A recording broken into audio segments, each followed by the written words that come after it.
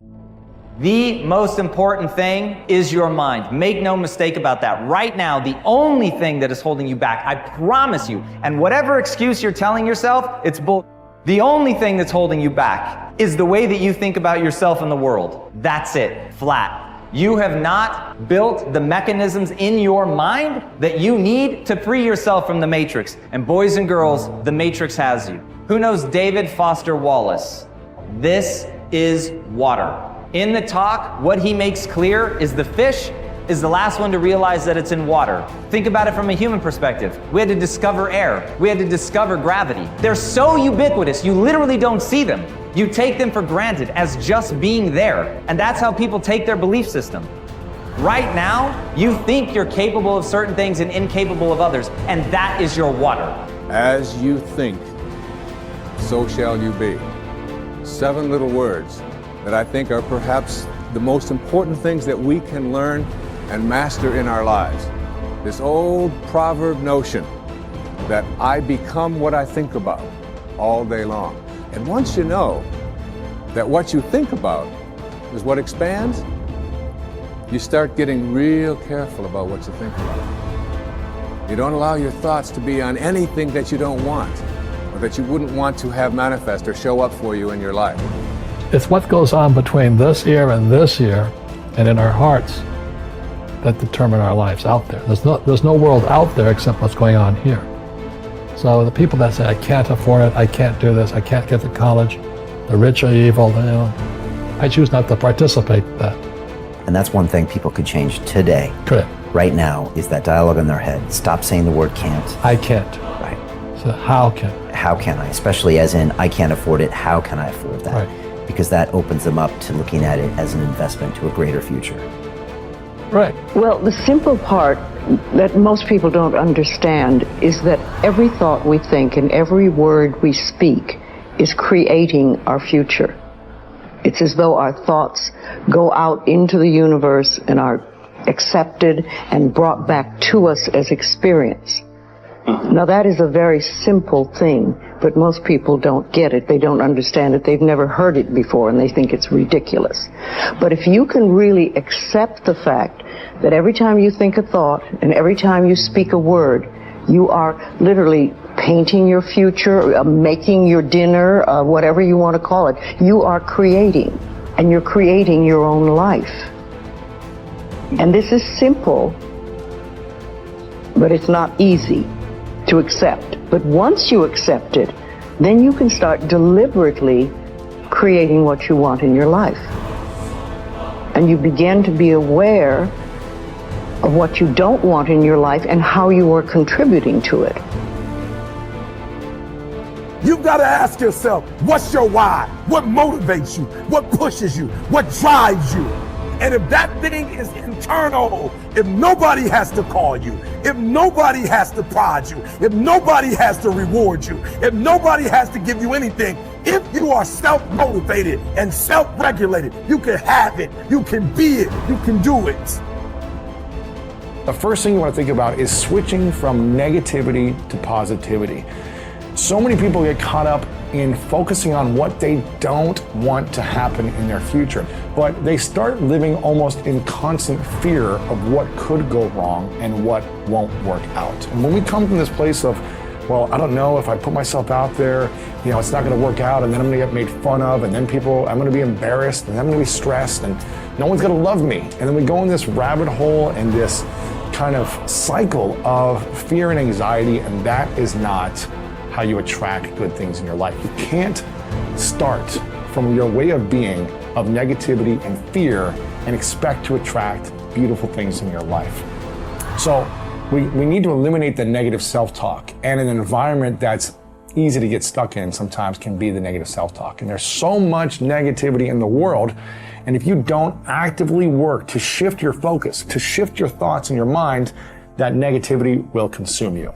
You have a choice. Do you want to spend your life deciding what you want and what you don't want, and then chasing it outside?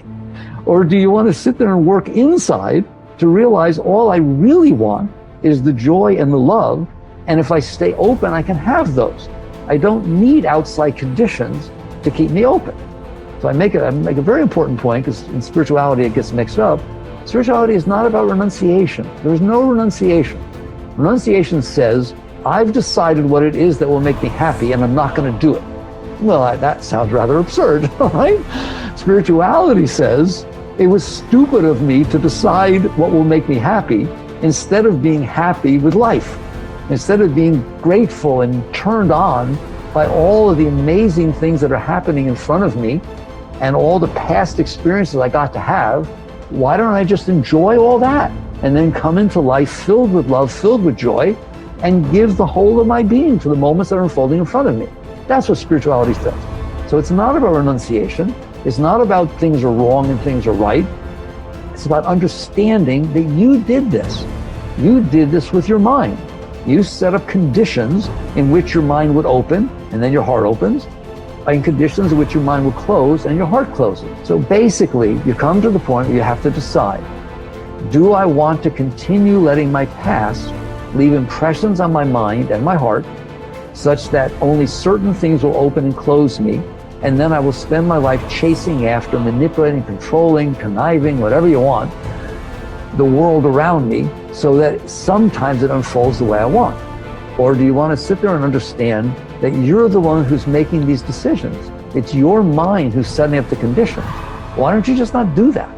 Create habits of empowering yourself, because empowering yourself, forgiving yourself, supporting yourself as you move forward and do the work to change your life, that's how you break the habit of victimizing yourself. And that's how you learn to do the opposite, which is supporting, empowering, cheering, celebrating yourself as you move forward. That's what's going to motivate you to do the action. And look, if Chris and I can go from having liens on this house 6 years ago to literally building an extraordinary business, changing our marriage to the point where we are building our dream house, a house that's so nice, I can't even believe we are going to live in this house, because of the hard work that we've done. But I'll tell you, the singular habit that helped us do it is we stopped victimizing ourselves. We stopped labeling ourselves. We stopped beating the shit out of ourselves. And we broke that habit. We changed the narrative by learning how to empower ourselves. The starting point of taking full control over your conscious and your subconscious mind is for you to accept complete responsibility for everything that you think, say, and do. You are responsible for whatever happens to you, and especially you are responsible for your responses to the inevitable ups and downs of daily life.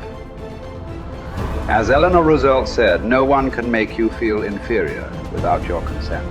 I used to think that setting goals and making plans was the starting point of success in life. After a while, I changed my mind because I realized that something else actually comes first. What comes first is the acceptance of complete responsibility for yourself and for everything that happens to you. Real maturity begins when you finally realize that no one is coming to the rescue. It is only when you accept total responsibility for your life situation, with no excuses and no blaming of others, that you move into a mental position to kick the long ball in your own life. It is only when you have accepted 100% responsibility for yourself that you are ready to take the next step and decide exactly what it is you want and exactly what it is you want to do. Accepting responsibility is not an option that is open to the individual. It is mandatory. It is an absolute fact of human existence. You do not have the luxury of blaming others or making excuses for parts of your life that are not satisfactory. As Henry Ford said, never complain, never explain. No one makes you do anything or feel anything. You are where you are and what you are because you have decided to be there. Everything that you are or ever will be is entirely up to you. If there is any effect in your life that you're not happy about, it is solely up to you to change the causes. You are completely responsible. When something negative or unexpected happens to you, immediately seize the moment as an opportunity to demonstrate calmness and self-control. Make it a game. Instead of allowing yourself to feel negative, deliberately force yourself to substitute something positive. Here is an affirmation that has been very helpful to me. I repeat it over and over until it becomes automatic. In almost every situation, when something goes wrong, I immediately catch myself by saying, every situation is a positive situation, if viewed as an opportunity for growth and self-mastery. Whatever it is, I take a deep breath, relax, smile, and say, every situation is a positive situation if viewed as an opportunity for growth and self-mastery. I then look within the situation for something that I can learn that will help me to grow and develop greater self-mastery. This is a simple mind game that enables me to stay relaxed and in control of my emotions. It will work for you as well. Just give it a try.